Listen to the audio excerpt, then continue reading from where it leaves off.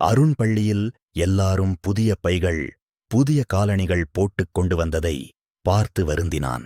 வீட்டுக்கு வந்து, அம்மா, எனக்கும் புதிய பை வாங்கித்தாருங்கள் என்றான். லட்சுமி சிரித்து கொண்டே, நாளைக்கு வாங்கித்தரேன் மகனே என்றாள். அடுத்த நாள் அருண் புதிய பை பார்த்து மகிழ்ந்தான்.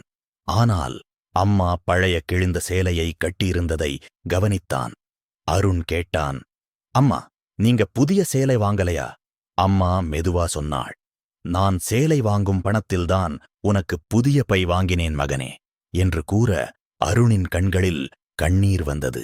அவன் அம்மாவை கட்டிப்பிடித்து, அம்மா, நீங்கதான் எனக்கு பெரிய செல்வம் என்றான். அந்த நாளிலிருந்து அருண் ஒரு விஷயம் கற்றுக்கொண்டான். அம்மாவின் தியாகம்தான் குழந்தையின் பெரிய சொத்து. நீதி, அம்மாவின் அன்பும் தியாகமும் உலகில் எல்லா செல்வத்தையும் விட பெரியது.